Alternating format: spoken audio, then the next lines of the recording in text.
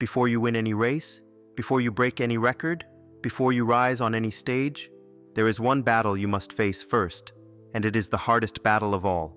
Not the one in front of you, not the one between you and the world, but the one within you, the inner war, the battle between who you are and who you're becoming, between the fear that kept you safe and the fire that's calling you forward. I've seen champions rise, not because they were the strongest, but because they dared to face the storm inside. There's a young athlete, nameless, because it could be any of us. Every morning before the sun, he runs, not for medals, not for praise, but to outrun the voice in his head that says, "You're not enough." The track isn't a place, it's a mirror. Each step forward is a clash with fear, failure, and past rejection. He trips, he bleeds, he trains in silence. No applause, just breath, grit, and grit again. He's not sculpting his body, he's forging his soul. And one day, when he crosses that finish line, not in a stadium, but in himself, he realizes he didn't beat the others. He beat the version of himself that almost quit. And that was the real victory. It's not just athletes. I once met a woman, a trauma survivor. She wouldn't speak above a whisper. She couldn't hold her own reflection. Every day, her life was a battlefield of shame and silence. But one day, she chose to stop running. She chose not to fix herself, but to face herself. And in that mirror, she didn't see brokenness. She saw power. Now, she's a speaker, a guide, a healer. Not because the war ended, but because she finally showed up on the battlefield. And what about you? Where are you hiding from your own war? Maybe it's the dream you're delaying, the love you're afraid to open to, the voice you keep quiet because the world once made you feel too loud. Maybe you're stuck in the loop of overthinking, of perfectionism, of staying small so others feel comfortable.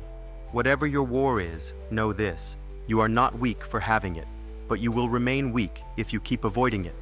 Because the inner war doesn't go away. It waits, it tests, it sharpens, it shapes, and the moment you turn toward it, you begin to remember who you are. Let me paint a picture. Imagine a blacksmith's forge. Fire roaring, metal glowing red. The blade you're becoming is not formed in comfort. It's shaped by pressure. It's forged in heat. It's tempered by precision strikes. Every fear you face is a strike. Every limiting belief you release is a spark. Every time you get back up, you're hammered into form. You don't come out broken. You come out sharp. You come out still. You come out ready. So I say to you, win the war of hesitation, win the war of insecurity, win the war of playing small, because you weren't built to survive. You were built to ascend, to awaken, to embody presence with power. And presence is not passive. Presence is your weapon. It is the eye of the storm, the breath before the breakthrough, the moment the warrior stands still and remembers who they are. Here's what most never tell you. The inner war isn't your enemy. It's your initiation. It's how the universe sculpts those who are meant to lead. The fire doesn't burn you, it reveals you. The battle doesn't block your destiny, it births it. And this is your hero's moment. You don't begin on the mountaintop. You begin in the mud. You begin in the mirror. You begin the moment you say, enough. Enough hiding. Enough hesitating. Enough handing your power to the past. The inner war ends the moment you meet it. With open breath, still mind, and unshakable presence.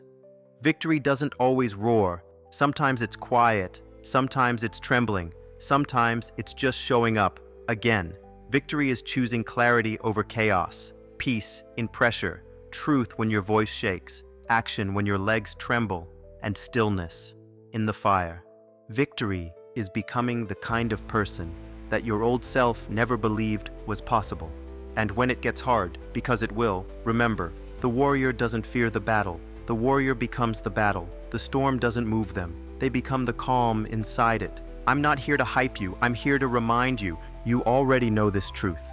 You felt it in quiet moments, in the tension between doubt and desire, in the whisper that says, you're meant for more. You've outgrown this version of you. It's time.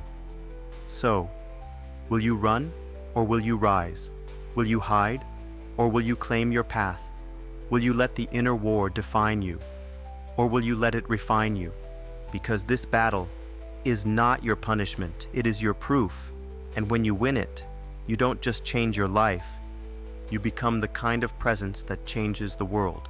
From this day forward, you are not just a seeker, you are a still warrior. Repeat after me. I face my inner war. I rise in stillness. I walk as the warrior. The inner war is the only battle that matters. Win it, then lead others through it. You've been listening to Episode 1. The Inner War is the Only Battle That Matters, part of the Warrior's Stillness, Flowstate Frequencies series, exclusively from the hidden shelves. If you made it this far, it means the warrior within you is waking up. One breath, one truth, one choice at a time. Remember, you are not broken, you are being forged. Stillness is your strength, presence is your power, and the battle within you was never meant to destroy you, only to reveal you. If this message resonated with you, take a moment to breathe and leave a reflection in the comments. What inner war are you facing? And what truth are you ready to reclaim? Don't forget to like, share, and subscribe to the Hidden Shelves for more whispered truths, sacred fire, and messages from the silence between worlds. Until next time, stay grounded, stay present, and walk your path like the warrior you were always meant to be.